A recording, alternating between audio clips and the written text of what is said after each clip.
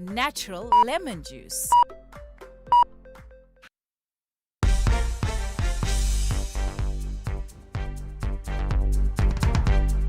Good day to you. Thank you very much for joining us right here on ZTN News Blitz. Let's take a quick look at our top stories. Zimbabwe civil servants take salaries fight to ILO. COVID-19 third wave imminent in Zimbabwe.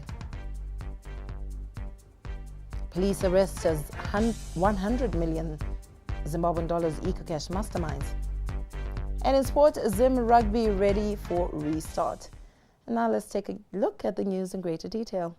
Zimbabwe public workers will approach the International Labour Organization for recourse after failing to reach a consensus with the government on salaries. The civil servants are demanding a 150% salary hike, while their employer says they can only afford a 70%. The two parties had several National Joint Negotiating Council meetings recently, but there was no breakthrough. Public Service Association Secretary General David Zatunga speaks. Well, like we did point out, they seem to be really ignoring the fact that people don't have enough money to go to work. Naturally, workers will then have to cut corners and try to go to work when they can, or get sick, or do all the things. But we intend to escalate this to the ILO and other international solidarity bodies that can lend their voice to our cause. This is what we are holding out for. We had hoped that it would be premature because we are supposed to have a third meeting, which would be the third and final meeting of the NJNC, but as you can see, it's not happening. However, Public Service, Labour and Social Welfare Minister Professor Paul Mavima says negotiations are continuing. We have not ignored the labour, but we have to take very, very thorough consultations so that when we go back, there is something substantially different from what was on the table, so that we can possibly get a resolution of this issue. You're talking about ILO. I don't know the basis and what would justify going to ILO when the dialogue route within the country is still open. So I don't see any justification to say let's go to ILO. Now, Zimbabwe should brace for a COVID-19 third wave as winter approaches. Director of Health Services for the Harare City Council, Dr. Prosper Chonzi, speaks. We are still having cases of COVID at our units at Wilkins, and we are also still having cases of COVID in the schools. Let us not throw our guard away, because COVID is real, it is still with us, and we are anticipating a third wave as we are going into winter.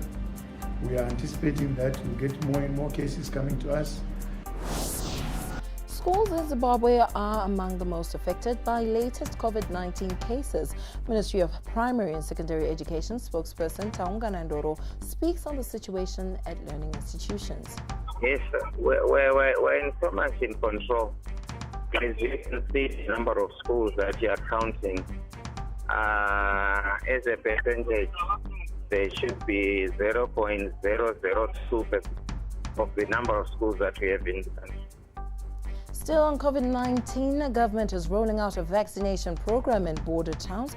The Chief Director in the Ministry of Health and Childcare, Dr. Maxwell Hove, said it is critical to reach herd immunity in these towns.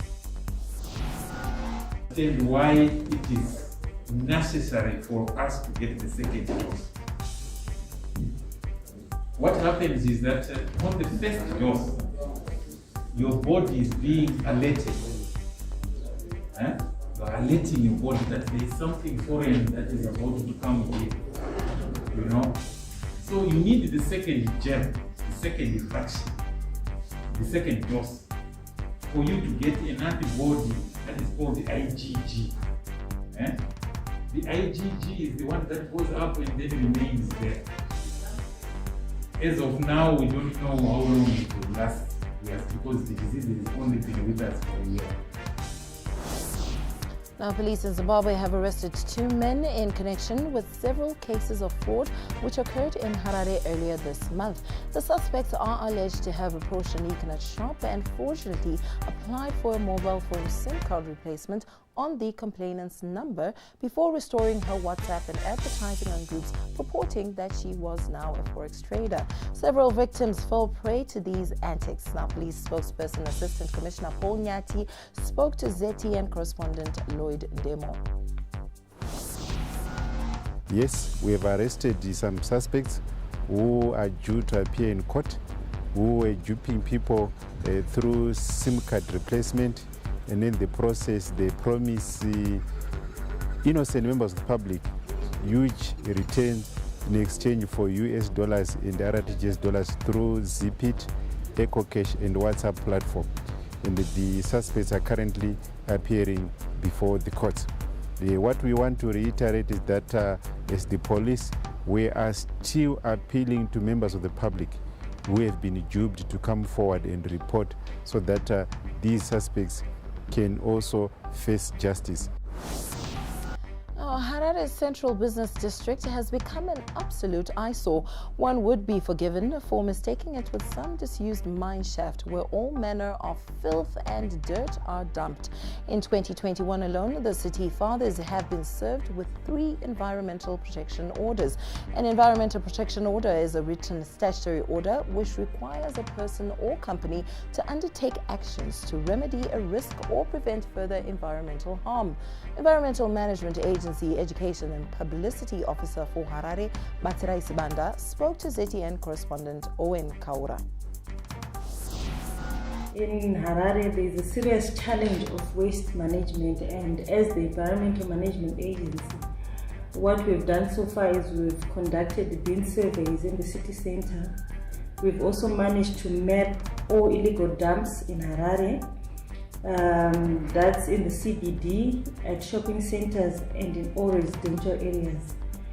This year so far we've served City of Harare with 3 environmental protection orders for the removal of all dumps. We have also noted as the agency that there is a high generation of waste vis-a-vis the rate of waste collection. Hence, City of Harare is failing to collect the waste being generated.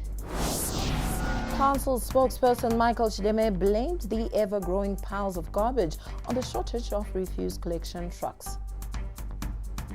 We're facing challenges in terms of transportation. Most of our garbage trucks are down. So we are having to do with a few trucks, which we have to strategically deploy across the city so that we don't have areas with huge backlog.